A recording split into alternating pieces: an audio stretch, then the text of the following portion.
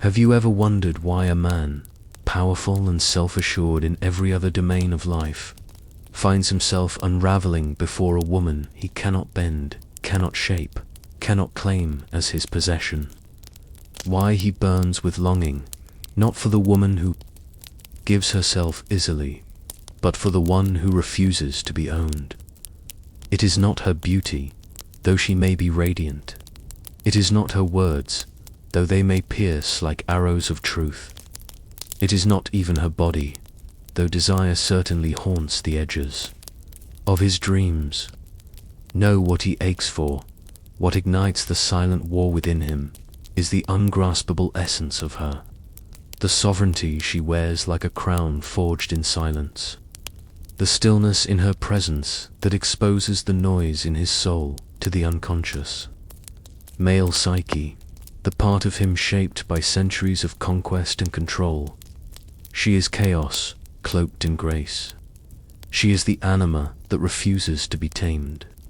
And in the Jungian underworld of his psyche, she becomes both the torment and the key. Carl Jung spoke of the anima, the inner feminine, and its power to pull the man into the abyss of his own transformation. The woman he cannot control embodies this force. She is not a servant to his ego. She doesn't flatter his illusions. She becomes a mirror, and mirrors, when held too close to those still blind to their shadows, shatter the masks they wear. He is drawn to her, magnetically, maddeningly, because some part of him longs to be broken open. But he does not yet know that it is not her he seeks, but himself. Buried beneath years of posturing and pride, the man who aches for the uncontrollable woman is often at war with himself. His conscious mind craves dominance, certainty, approval. But his unconscious mind, the realm of dreams, wounds, and archetypes, knows what he truly needs is disintegration, not of his value, but of his false self. The woman he cannot dominate becomes the portal through which he is invited or forced to confront his inadequacies. She awakens him, not with tenderness, but with her refusal to be impressed. She does not bend to please him. She does not dilute her essence for the sake of harmony. She is not cruel, but she is uncompromising. She is a woman who has faced her own darkness and lived to tell the tale. She walks with her shadows integrated, not hidden, and in doing so, she casts light on his dot. This is the paradox. He wants her, but he cannot hold her without evolving. An evolution is not comfortable to the woman listening. Perhaps you have felt this ache projected onto you. A man who adored you, then feared you, who came close with intensity, only to retreat with confusion or rage. You wondered if it was your fault, if you were too much, too cold, too distant. But the truth lies deeper. You weren't too much. You were simply beyond what his ego could comprehend. When a woman is rooted in her own soul, when she is not begging to be chosen but is instead choosing herself, she becomes a psychological disruptor. She threatens the old paradigms. She exposes the control patterns men have been taught to rely on. She becomes the unexpected, and the unexpected is terrifying to those who haven't faced themselves. Most men have been taught that control equals love, that if they can possess, they are valued, that if a woman yields, she validates their power. But when they meet a woman who does not yield, who sees through manipulation, who names truth without flinching, their paradigm collapses. And yet, that collapse is holy. The Stoics wrote of the inner citadel, the fortress within the self that must be built, not by conquering others, but by conquering the self. Marcus Aurelius whispered, "You have power over your mind, not outside events. Realize this, and you will find strength." The man who aches for the woman he cannot control is being invited to this citadel. But first, He must put down the sword. He must let go of conquest. He must abandon the illusion that love is something to win. She will not soothe his ego. She will confront it. She will not cater to his wounds. She will expose them. And if he dares to stay, if he dares to remain in the discomfort, he will begin to unravel, not into ruin, but into rebirth. She is not a lesson, she is a mirror, and what he sees in her is everything he has not yet dared to become. But few men stay. Many run.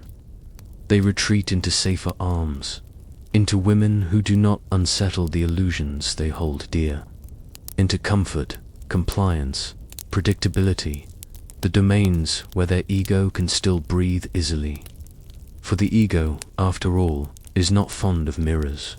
It prefers applause, yet the ache does not fade. It follows him like a phantom. Because once a man has seen what he is capable of becoming, once he has felt the gravitational pull of a woman who demands he rise, not by her command, but by her presence, mediocrity becomes a slow death.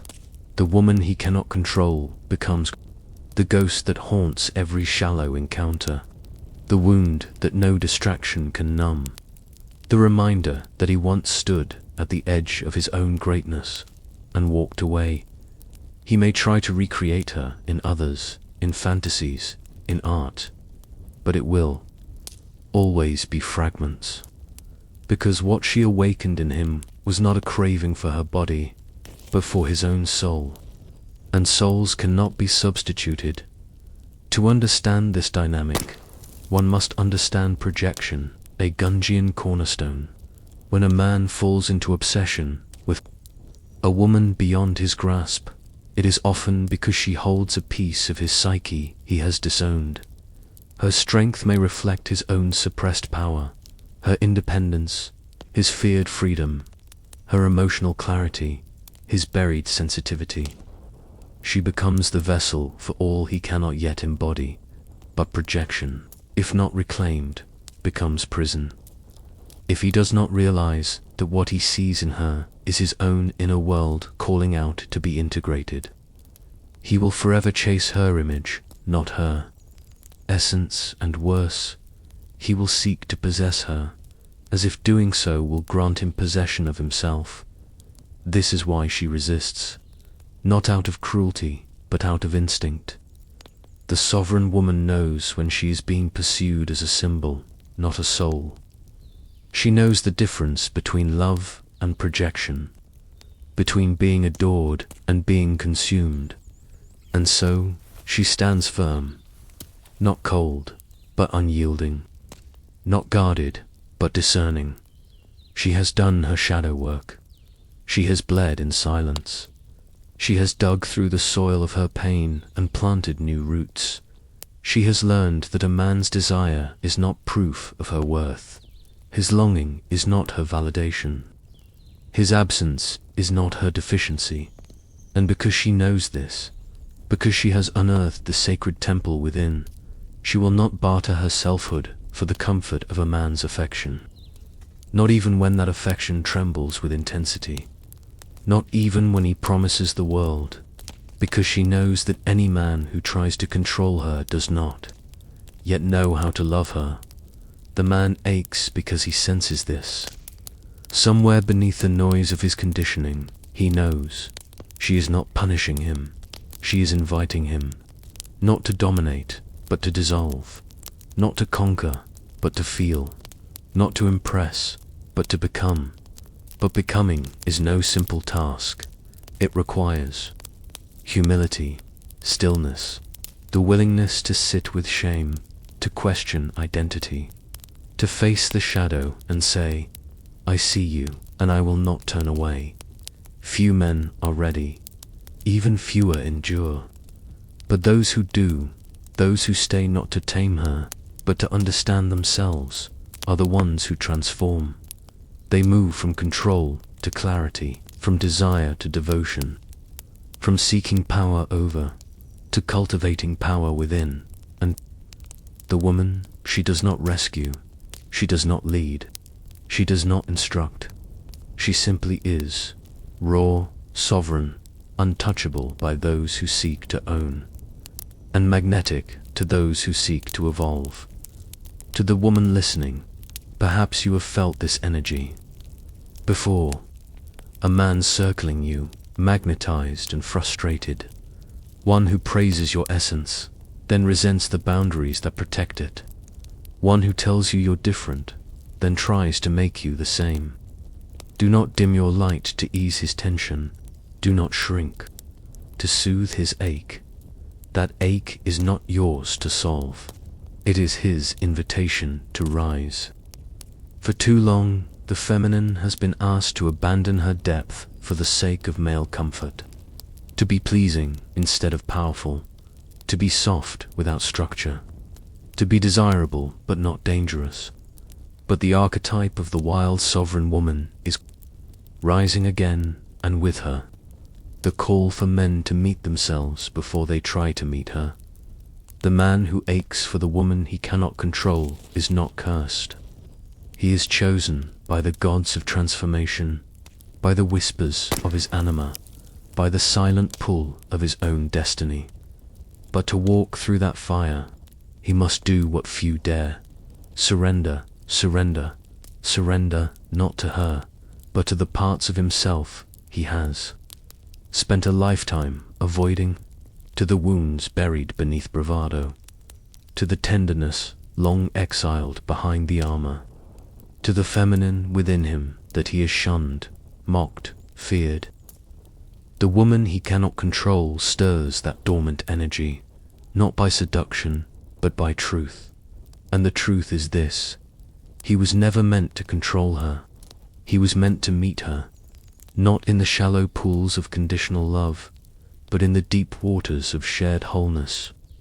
Not as master and servant, but as soul and soul, raw, ruined, rebuilt.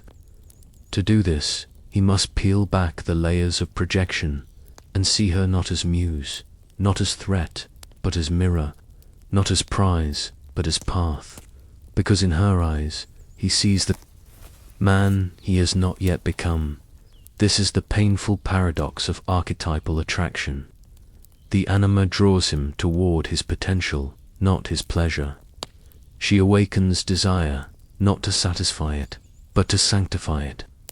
Jung knew that true union with the feminine, inner or outer, requires the death of the false masculine. And death is never easy. The death of ego, of pride, of identity built on control. This is no soft ending. It is fire. It is flood. It is undoing. The woman he cannot control becomes the oracle, not of fate, but of choice. Will he continue to chase power, or will he sit in the stillness of powerlessness long enough to realize that's where his strength begins? Will he punish her for being free, or will he ask himself why her freedom feels so threatening? Will he call her difficult, or will he admit that he has never truly faced difficulty within himself? These are the silent questions that rise when he meets her. She does not ask them aloud. Her presence alone is enough. She is the woman who has traversed her own inner underworld. She has met the dark mother within. She has tasted grief like blood.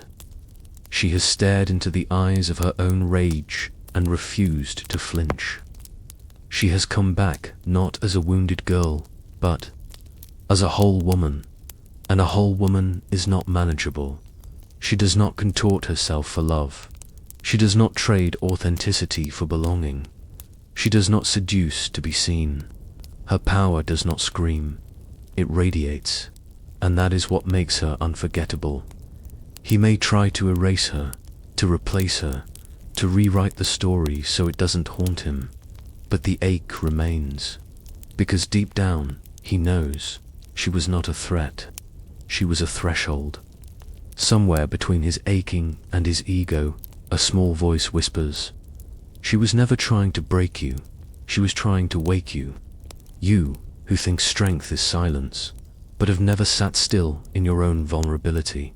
You, who believe love must be earned, but have never looked in the mirror and seen yourself as worthy without conquest. You, who want devotion, but fear surrender. The woman who cannot be controlled is not a fantasy. She is not a reward. She is not an enigma to be solved. She is the embodiment of inner truth.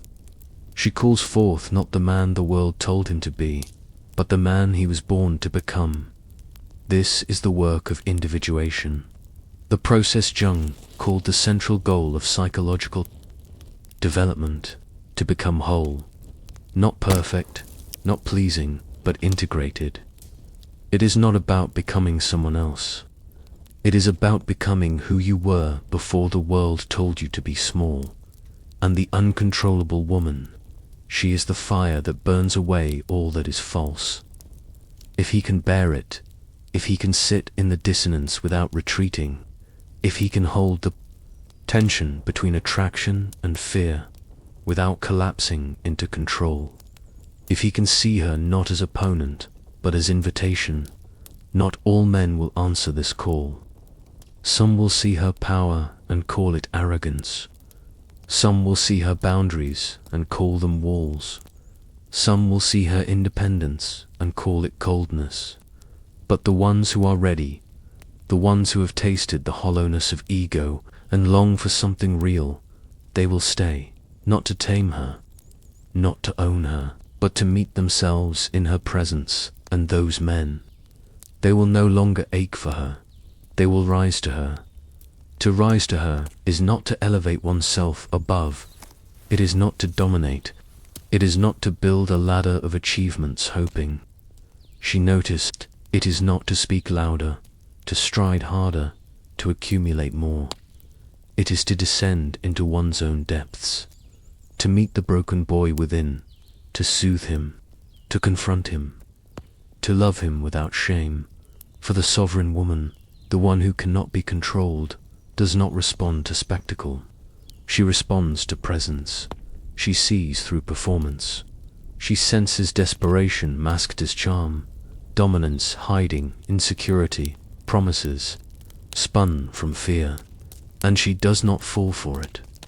Not because she is unfeeling, but because she is no longer starving, you see.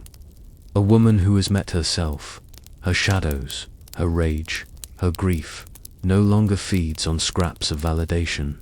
She does not wait for a man to crown her queen. She is already enthroned within. Her worth is not reactive, it is rooted. Her love is not transactional, it is transformational. But it can only flow in truth. This is why the man aches, because the game he has played so well in other arenas, the charm, the pursuit, the seduction, fails here. Not because he lacks, but because she refuses to participate in a game that leads nowhere. She doesn't want a winner. She wants a warrior of the soul, one who has bled for something more than power, one who has wept for something deeper than attention. And when he sees that, truly sees it, a reckoning begins. He begins to question everything, the lies he inherited about masculinity, the silent code of control passed from father to son, the myth that vulnerability is weakness, that tears are threats, that women exist to complete him rather than reflect him. He realizes that what draws him to her is not her form, though her beauty may be breathtaking. It is her wholeness that haunts him, her completeness, her refusal to collapse for his comfort. She does not beg, she does not chase, she does not punish. She simply is. And that isness terrifies the parts of him still pretending. For many men, this confrontation is too much. The shadow is too dense, the pain too raw. They leave, claiming she was too complicated, too cold, too hard to love. But what they truly mean is she saw too much. She saw what they weren't ready to see. She saw the armor and the boy beneath it, the performance and the pain behind it, the hunger for control and the fear of being seen that fed it. and she didn't flinch. She didn't recoil. But neither did she rescue, because she is not here to rescue men. She is here to embody her own becoming, and in doing so, she offers a blueprint, not by force, but by fire. For the rare man who remains, who stays, not to win her, but to witness himself, she becomes a sacred companion, not a muse, not a mystery, a mirror of his own potential. She speaks not in seduction, but in silence that invites depth. She does not perform femininity to appease. She embodies it to awaken. And in her presence, he remembers. He remembers what it felt like to be whole before the world told him to divide himself. He remembers the child who once felt deeply before he was told to be strong. He remembers the boy who once cried freely before shame stole his softness. He remembers the part of himself that longed, not for control, but for connection. This remembrance is not gentle. It tears through the scaffolding of false selfhood, but it also births something new, a masculinity rooted not in dominance, but in devotion, a strength not in how much he can hold back, but in how deeply he can hold her, himself, the truth. This man no longer needs to control her, because he has finally learned to master himself, not through repression, but through reclamation, not through silence, but through sincerity, not through conquest, but through consciousness. And she, the woman once feared, once chased, once blamed, no longer needs to prove, to teach, to defend her freedom. She simply walks with it. And beside her, a man who has earned the right to stand in her light, not because she granted it, but because he found it within himself. And now there is no ache. There is still longing, yes, but it is sacred now. No longer a wound searching for a salve, but a flame fed by mutual presence. No longer a hunger to possess, but a reverence to witness. The man who once ached has evolved, because he finally understood you do not control the sacred. You meet it, and in that meeting, everything changes. The air between them is no longer thick with tension, but alive with truth. The dance is no longer one of push and pull, pursuit and retreat. It becomes something rarer, the alchemy of equals. He no longer grasps for her light to fill his void. He brings his own flame. He no longer seeks to tame her wildness. He stands beside it, reverent. And she, once wary of being consumed, finally relaxes, not into submission, but into trust. This is the moment where love, real love, begins. Not the feverish obsession born of projection, but the quiet thunder of mutual awakening. A love that does not burn out because it was never built on illusion. A love not of fantasy, but of soul. But let us not romanticize the journey to get here. It is brutal, it is sacred. It is not for the faint of heart. He had to let parts of himself die, the need to win, the fear of rejection, the compulsion to prove. And she too had to kill old ghosts, the instinct to shrink, the temptation to fix, the ache to be chosen. They both had to unlearn what the world taught them about gender, power, and love. They had to strip themselves bare, not to be vulnerable for performance, but to become real. Jung wrote of the union of opposites, the sacred marriage of anima and animus, the integration of feminine and masculine within each of us. This is what unfolds when a man no longer seeks to control a woman, but to understand the parts of her that once frightened him, not to mimic them, but to reawaken their counterparts within himself. Her mystery becomes his intuition, her softness becomes his sensitivity, her power becomes his presence, and in return, his steadiness becomes her safety, his discipline becomes her expansion, His truth becomes her sanctuary. No more masks, no more roles. Only essence meeting essence. But this kind of union can never happen if he needs to own her. If her freedom offends him, if her silence triggers him, if her wholeness makes him feel small. This is why so many women are vilified for their independence. Not because they are unlovable, but because they are unwilling to be possessed. Feminine that refuses to be controlled has always been framed as dangerous, from the myths of Medusa to the vilification of Lilith. But what was truly feared in these stories was not evil, it was sovereignty. And sovereignty cannot be seduced by promises of safety. It cannot be bribed with gifts. It cannot be ensnared by charm. Sovereignty recognizes sovereignty. It bows to nothing but truth. So, when a man meets a woman he cannot control, he stands at a crossroads. One path leads back to comfort, to the women who will nod and fold and flatter, but never fully stir him.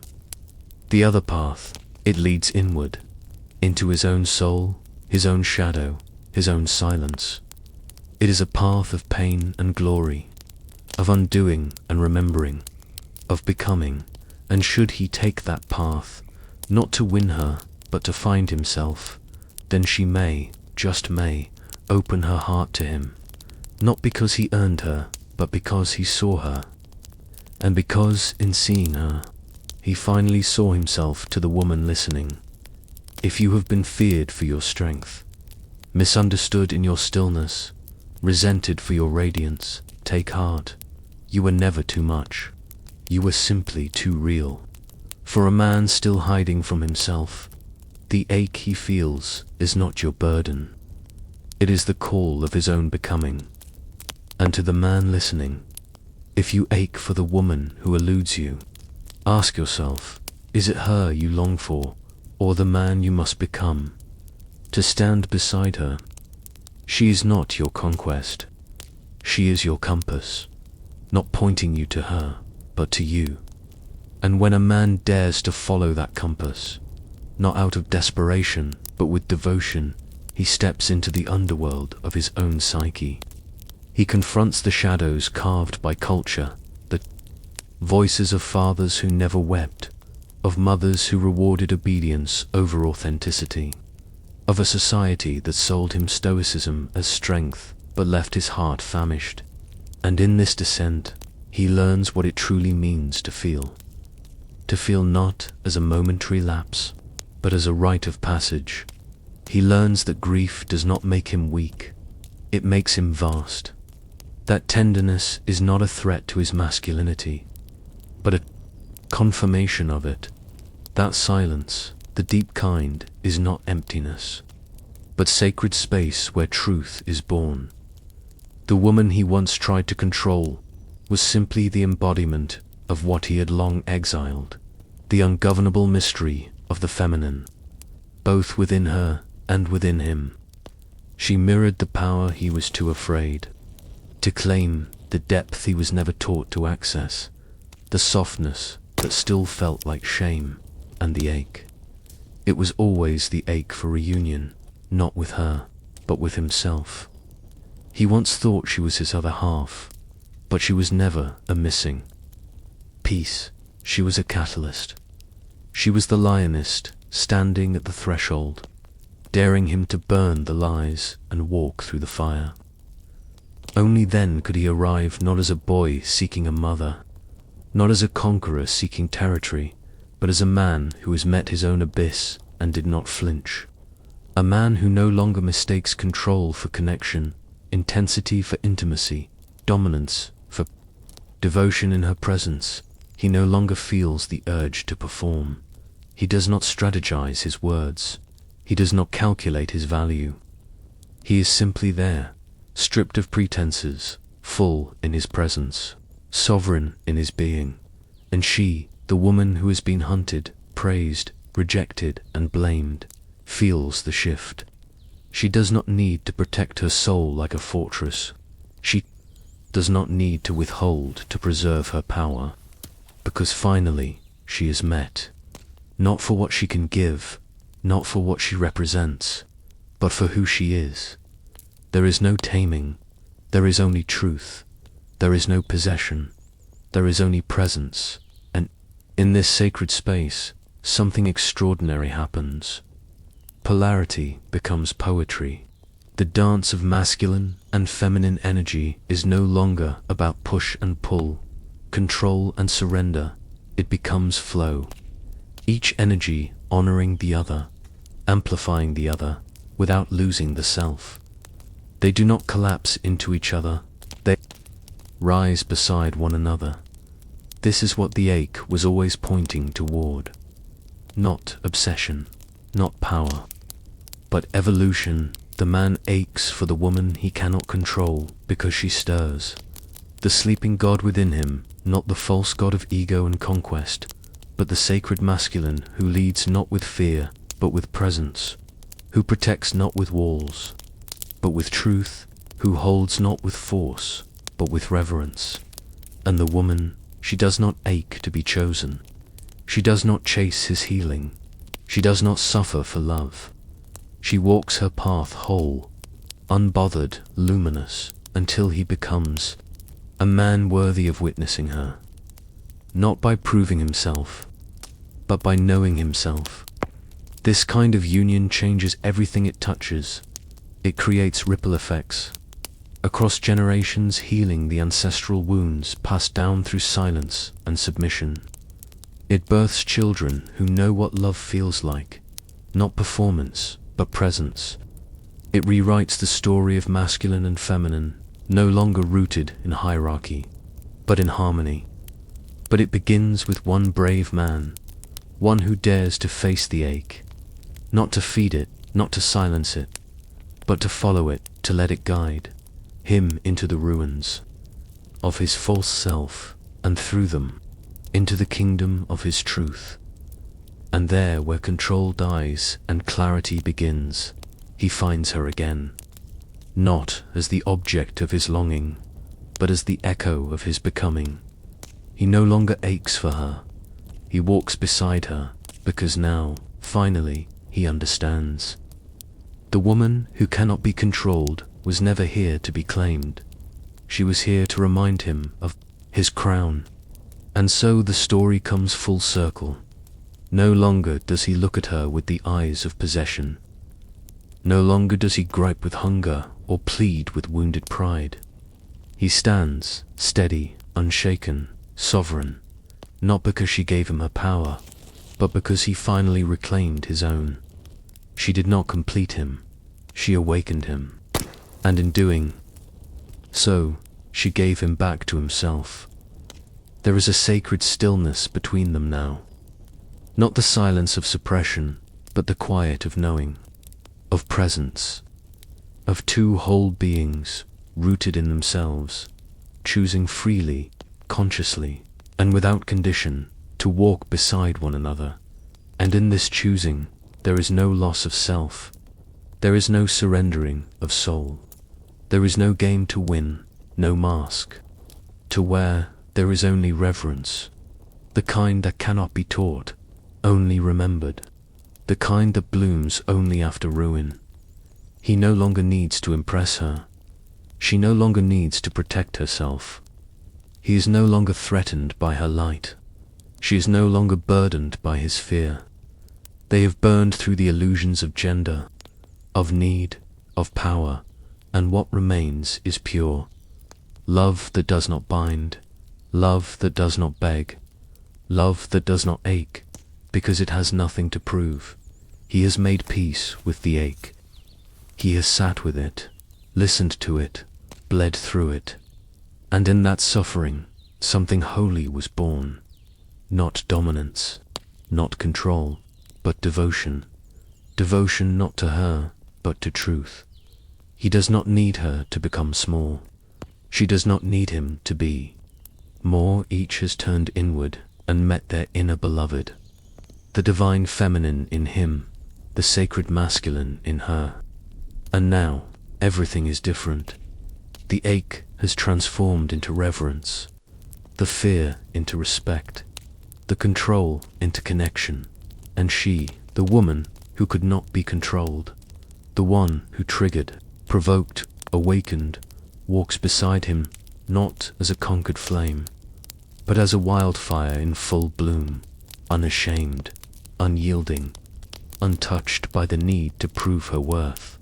She is not tamed, and never will be, but she is seen, and in that seeing, she softens, not because she has been defeated, but because she has been met, truly, deeply met by a man who has met himself.